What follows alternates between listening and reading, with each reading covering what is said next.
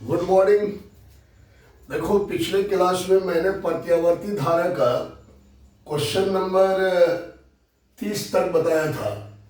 इसमें total 40 question है और इधर के सभी क्वेश्चंस जो है वो न्यूमेरिकल पर आधारित है और लंबा लंबा वीडियो बन जाता है।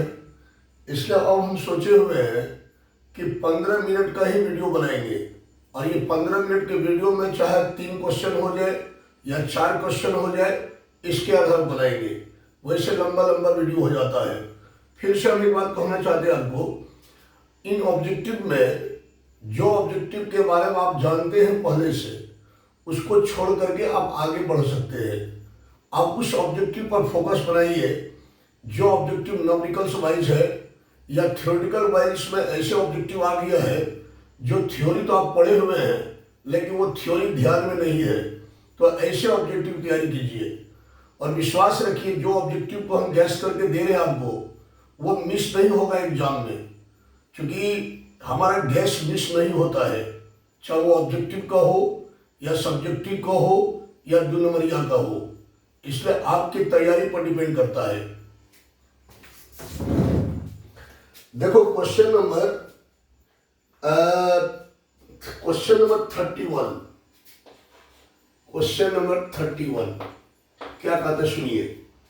कहता है कि प्रत्यावर्ती विद्युत वाहक बल, प्रत्यावर्ती विद्युत वाहक बल, विद्युत वाहक बल, प्रत्यावर्ती विद्युत वाहक बल E बराबर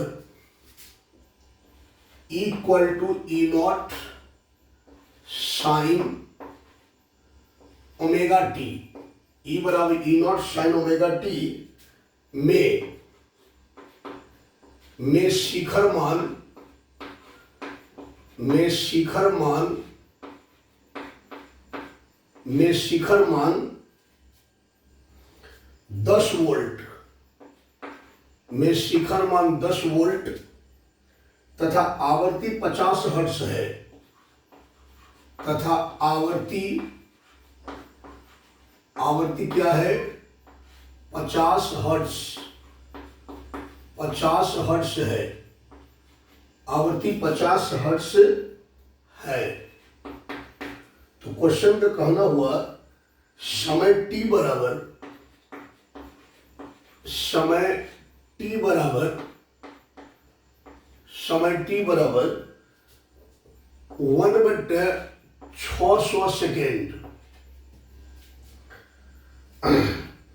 पर तात्कालिक विद्युत वाहक बल क्या है, पर तात्कालिक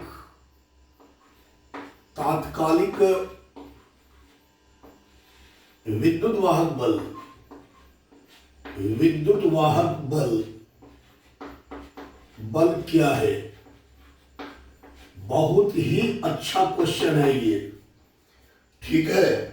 पहला ऑप्शन दे रखा है 10 वोल्ट, दूसरा ऑप्शन दे रखा है,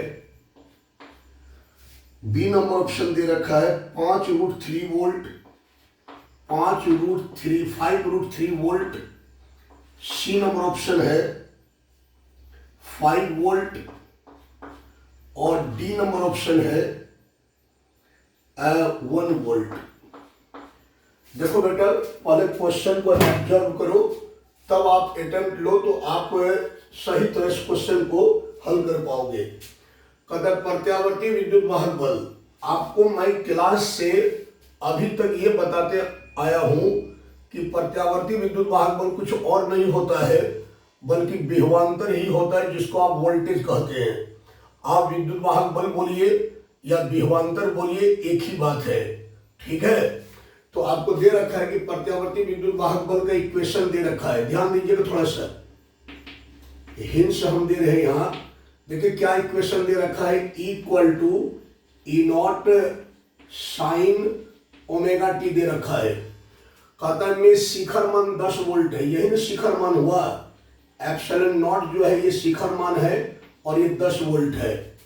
फिर कहता है कि आवर्ती जो है, आवर्ती को किससे दर्शाते, एफ से, फ्रीक्वेंसी, ये कितना दे रखा है 50 हर्ट्ज, 50 हर्ट्ज दे रखा है, ठीक है। अब कहते हैं टी बराबर 1 समय टी बराबर 1/600 सेकेंड पर तात्कालिक विद्युत वाहक बल बताइए। आपको कहता है कि टी इक्वल टू 1/600 सेकेंड में तात्कालिक विद्युत वाहक बल क्या होगा, मतलब ई बराबर वॉट, ये आपको निकालना है। बेटा कैसे निकालोगे, समझो ध्यान से। आपको इक्वेशन दे रखा है, ठीक है, यहां इक्वेशन दे रखा है, आप इसको समीकरण 1 मान लो। अब चलो समीकरण 1 से, समीकरण 1 क्या है आपका, equal to E naught sine omega T है बेटा। तो ओमेगा बराबर का पढ़े हो बेटा, बताओ ओमेगा बराबर पढ़े हो बेटा, ओमेगा इक्वल टू पढ़े हो 2π/t। आप पढ़े हो ओमेगा बराबर का पढ़े हो 2π/t। तो आप यहां ओमेगा की जगह पर आप रख दो 2π/t। इंटू में क्या है बेटा स्मॉल टी, तो इंटू में है स्मॉल टी, तो स्मॉल टी लिखो। अब यहां पर सबका वैल्यू पुट करो। अच्छा एक लाइन और लिखो, ई बराबर ई नॉट साइन। अब ये वो बताओ बेटा, तुमने पढ़ा है कि 1/t इक्वल टू क्या होता है, एफ होता है, आवृत्ति होता है।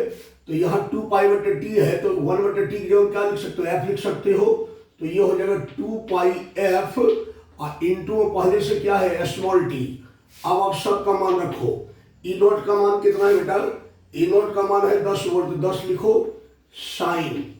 अच्छा 2π, एफ का मान कितना बेटा, एफ का नाम है 50 हर्ट्ज, तो यहाँ 50 हर्ट्ज लिखो। अब गुना टाइम कितना दे रखा है बेटा 1/600 सेकेंड, तो आप यहाँ रखो 1/600 सेकेंड। ओके, अब ये हो जाएगा एप्सिलॉन इक्वल टू, या का यूज करे, या का यूज जरूर करे या। अब यहां क्या हो जाएगा 10 साइन। अब बताओ कि यहां से 5 गुना 10 हो जाएगा, तो आप यहां कितना है 50 गुना 100 ना हो जाएगा, 100 पाई हो जाएगा और डिवाइडेड बाय क्या है बेटा 600 है, 2 जीरो यहां से कट जाएगा, तो यहां आ जाएगा ई बराबर 10 साइन। अब बताओ बेटा ये कट गया क्या बच गया, π/6 ना बचा, π/6। अब तुम जानते हो कि π/6 का क्या मतलब हो गया, π/6 कितना डिग्री होता है, π/6 जो होता है बेटा 36 डिग्री होता है। तो ये हो जाएगा equal to 10 sign 30 degree.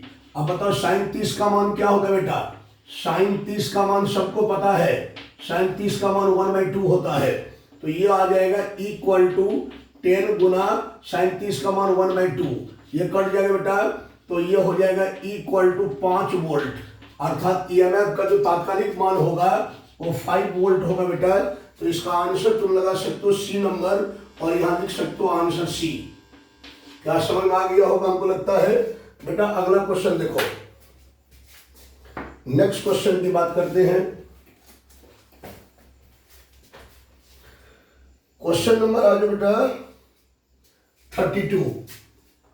Question number 32 देखो क्या कहते, सुनो। कहते किसी एसी परिपथ में, किसी एसी परिपथ में, एसी परिपथ में, किसी एसी परिपथ में एल बराबर पाई इनवर्स हेनरी, एल बराबर pi inverse henry, pi inverse henry. R बराबर 300 ओम, आर बराबर 300 ओम, तथा स्रोत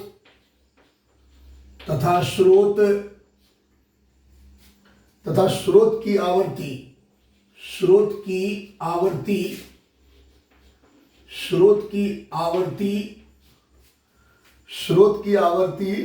200 हर्ट्ज मतलब हर्ट्ज, 200 हर्ट्ज हो हो तो वोल्टेज एवं धारा, हो तो वोल्टेज, वोल्टेज मतलब बेटा, वोल्टेज मतलब विभवांतर, वोल्टेज एवं धारा, वोल्टेज एवं धारा, वोल्टेज एवं धारा के बीच कलांतर, कलांतर मतलब फेज डिफरेंट, के बीच कलांतर होगा, के बीच कलांतर होगा, यही क्वेश्चन है। पहला ऑप्शन दे रखा है बेटा tan inverse 4/3। B number option दे रखा है tan inverse 3/4। C number option दे रखा है टेन इनवर्स 4/5 और डी नंबर ऑप्शन दे रखा है टेन इनवर्स 5/4।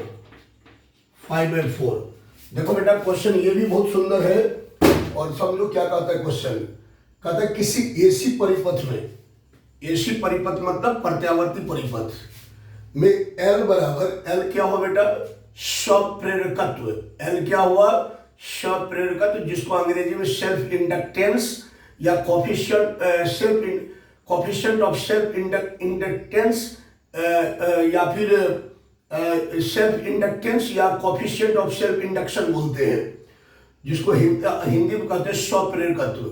तो किसी एसी परिपथ में L है, स्वप्रेरकत्व का मात्रक क्या होता है बेटा, हेनरी। तो कहते हैं किसी एसी परिपथ में L बराबर पाई इनवर्स हेनरी, R बराबर 300 ओम तथा स्रोत की आवृत्ति 200 हर्ट्ज है, हो तो वोल्टेज एवं धारा के मध्य, वोल्टेज एवं धारा, एक मिनट, कहता है वोल्टेज एवं धारा के बीच, वोल्टेज एवं धारा के बीच, यहां पर सही कर देते हैं, वोल्टेज एवं धारा के बीच, धारा के बीच, वोल्टेज एवं धारा के बीच कलांतर होगा, कलांतर होगा।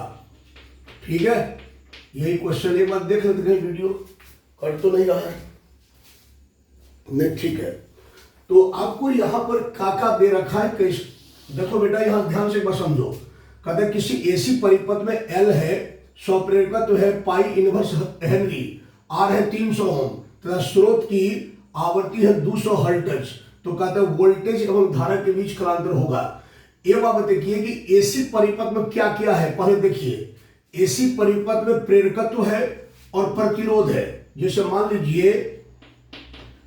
लीजिए कि ये है एसी परिपथ, इसमें क्या क्या है बेटा, प्रेरकत्व है और प्रतिरोध है। प्रेरकत्व का मतलब क्या होता है, कुंडली, और प्रतिरोध का मतलब क्या होता है, रेसिस्टेंस। ये दो चीज है।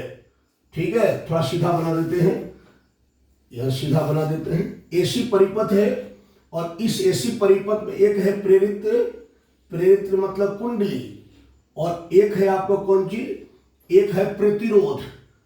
प्रतिरोध कौन सा प्रतिरोध होता है, ओमीय प्रतिरोध होता है। ये प्रेरकत्व तो आपको दे रखा है कितना, प्रेरकत्व दे रखा है पाई इनवर्स हेनरी और प्रतिरोध कितना दे रखा है 300 ओम। ठीक है, अब कहता है कि ये कहता है कि तथा स्रोत की आवृत्ति 200 हर्ट्ज है, मतलब इसको जिस स्रोत से जोड़ा गया है उस स्रोत की जो आवृत्ति है उसकी आवृत्ति कितनी दे रखा है, 200 हर्ट्ज दे रखा है। ठीक है, तो हमको कहता है, तो यहां पर वोल्टेज कितना होगा, V बराबर V0 साइन ओमेगा टी।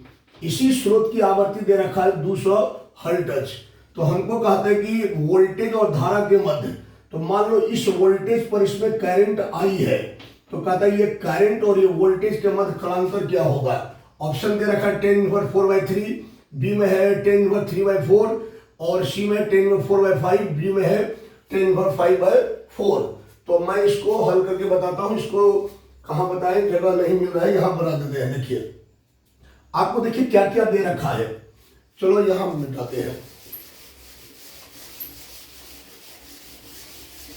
आप ये बताइए कि एसी सर्किट में क्या क्या कनेक्ट है, एल और आर कनेक्ट है, एलसी परिपथ में हुआ। और एलसी परिपथ में क्या है, ये करंट है और ये सॉरी ये करंट है, ये रेसिस्टेंस है, और ये क्या है, करंट है, ये प्रेरकत्व है।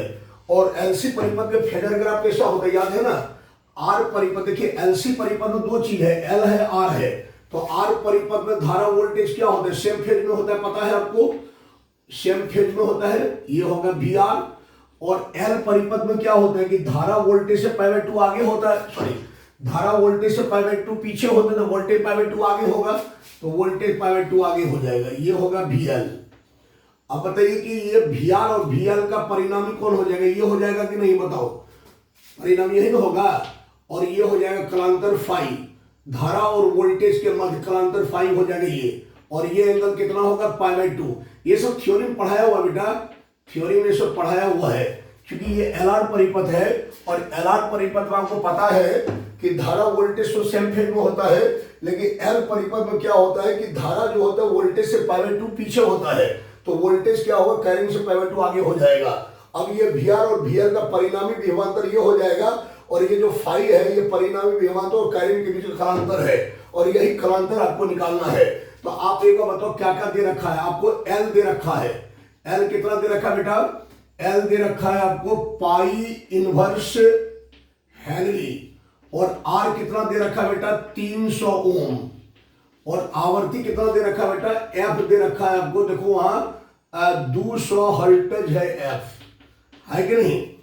अच्छा आप बताइए कि ये 10 फाई, यहां बताओ 10 फाई कितना हो जाएगा, 10 फाई इक्वल टू आएगा, क्या होता है, tan थीटा बराबर p/h में होता है। तो बताइए p क्या कितना है, vl, और h कितना है बेटा, vr।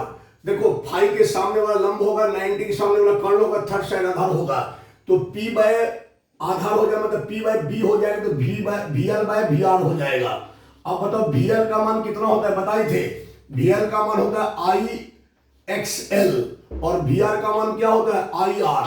तो यहां पुट करो, ये हो जाएगा IXL, अब बाय हो जाएगा IR, यहां से आई कैंसिल, 10 फाई बराबर कहा आ गया बेटा, 10 फाई बराबर आ गया XL/R।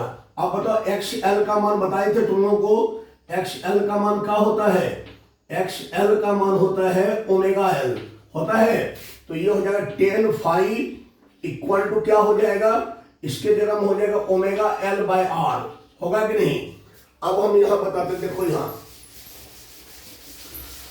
अब यहां पर बताओ ओमेगा बराबर क्या होता है बेटा, ओमेगा बराबर आप पढ़े हो, ओमेगा बराबर होता है 2πf होता है, उठा के रख दो। तो 10 फाई इक्वल टू क्या हो जाएगा बताओ, 2πf, और यहां इंटू पहले से क्या है, एल है, अब बाय क्या है, आर।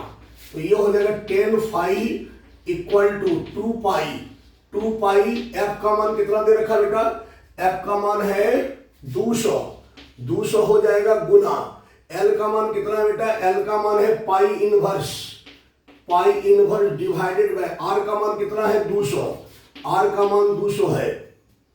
देखो यहां आर का मान आर का मान 300 है, आर का मान कितना है 300, तो ये 300 हो जाएगा। अब हमको बताओ क्या हो जाएगा, 10 फाई इक्वल टू 2 4, 400 हो जाएगा, 400, और ये क्या है पाई, और ये पाई इनवर्स को क्या लिखोगे, 1/पाई लिखोगे, और डिवाइडेड बाय क्या है 300, 2 जीरो यहां से कैंसिल, पाई कैंसिल, तो 10 फाई बराबर क्या आ गया 4/3, इसलिए फाई बराबर क्या आ जाएगा 10 इनवर्स 4/3। समझ में आया, यही आंसर होगा। देखो कौन सा ऑप्शन टेली कर रहा है, 10 inverse 4/3, option number A right होगा। तो आप आंसर ए लिख सकते हैं, आंसर ए। समझ में आया, बहुत सुंदर क्वेश्चन था और हमने समझाने की कोशिश की, हमको लगता है आपको समझ में आ गया होगा। नेक्स्ट क्वेश्चन देखते हैं।